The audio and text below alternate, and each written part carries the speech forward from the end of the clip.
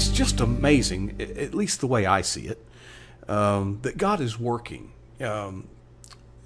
Earlier, if you were paying attention, which I don't know if you were or not, because many of you don't, if you were paying attention, the guy, how do you pronounce his name?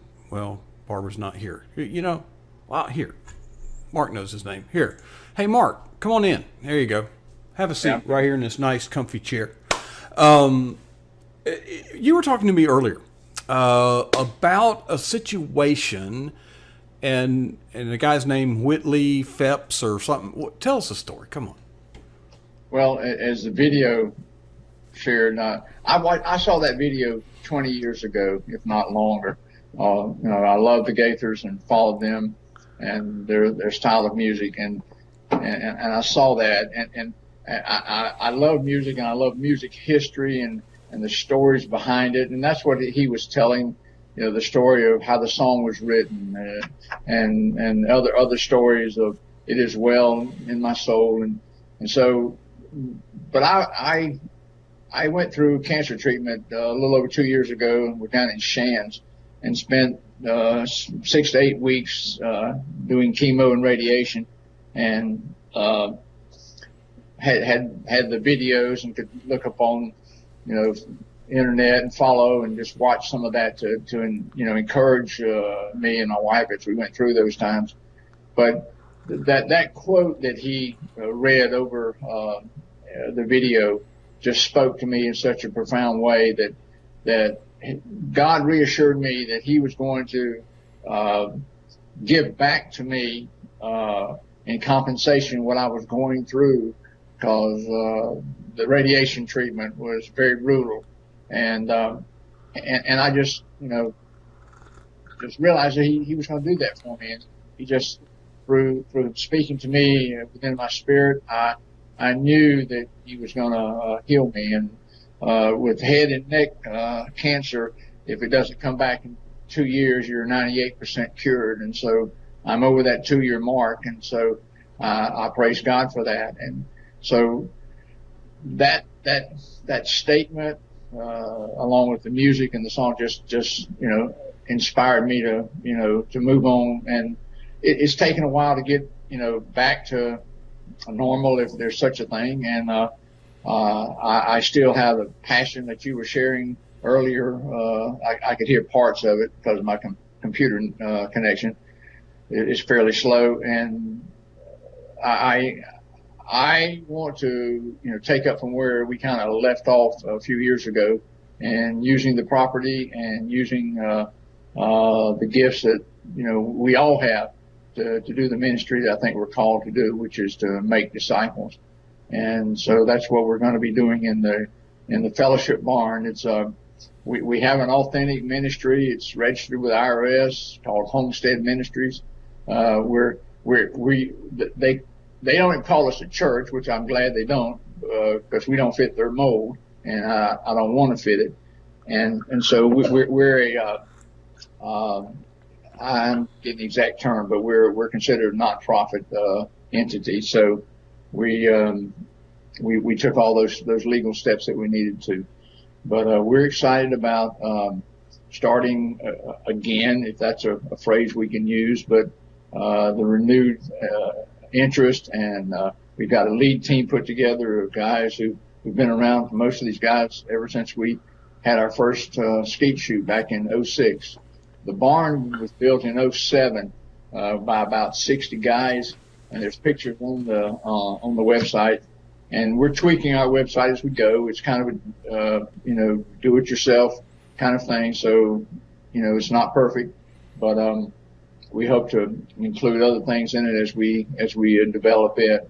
But we had guys put that barn together, as Mark knows, in 24 hours.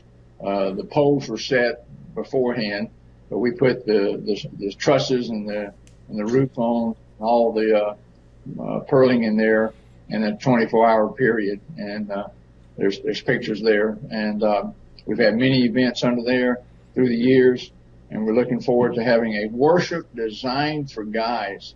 The music, the message, the opportunities to share what God's doing and how He did it, and how how he is rescuing guys. We all have a story to tell, and guys, other men need to hear other guys' stories and how they were messed up and how God rescued them from that big mess. And so we want to have an opportunity in a outdoor, a man cave. There's an old saying, when a man goes to the outdoors, he's come home. Mm-hmm. And the John Eldridge book of Wild at Heart spoke to me and a lot of our guys that, you know, that's where we're comfortable, is in the wild. And that's why we like Braveheart, and that's why we like hunting and fishing and football and NASCAR and so forth. And the world wants to try to make us nice guys and tame us. And sometimes even the church does too. But what we really need to be done is disciple. And so we want to present an opportunity to have a place to do worship, and then plug guys into small groups as they feel led to, accountability groups, Bible studies, whatever you want to call it, and allow them to be discipled in those venues. The IRS didn't think you fit in the mold of a church. I don't think the church would think you fit in the mold of a church. What's wrong, Mark, with the way our church culture, I should say, not the church, but some of the ways that churches are actually pushing men away? Well, you know, again, a lot of study on this through, you know, different organizations. David Morrow, he wrote a book years ago, Why Men Hate Going to Church, and it has to do with the environment, really. And, you know, you were speaking about it a little bit, you know, guys didn't want to sit around a table. A man is not comfortable sitting around a table in a classroom and studying. And so one of the best illustrations I can share with you is that I'm an avid duck hunter, and go to a lease here in the county or next door I live in, and Leon County in Tallahassee is the only county in the entire state that you can only hunt ducks 3 days a week, and one of those days is Sunday. So if you belong to a lease, you're going to be hunting on a Sunday some of those days. And so one Sunday morning we went to shoot. You go out there and you can quote get your limit in a fairly quick time. I shot birds, I picked up my birds, started getting ready to leave, jumped in my truck and started coming. It's about 2 miles into the where the duck pond is, and I hear this voice saying, "Where are you going?" And where I was going was to church. I was going to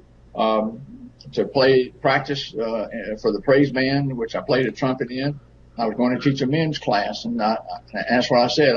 And when I heard that voice, I knew it wasn't my dog talking, so I knew the Lord was saying in my spirit, okay, but here's what he said to me, and it's as plain as today. He says, "You're leaving 17 in the field." So the very next time that we were going to hunt, I said, "Guys, I'm not going to hunt this morning. I'm going to cook breakfast for you guys. Y'all go out and shoot birds. When you come back, we're going to be in this old rickety hay barn off on the plantation here, and we're going to have a Bible study.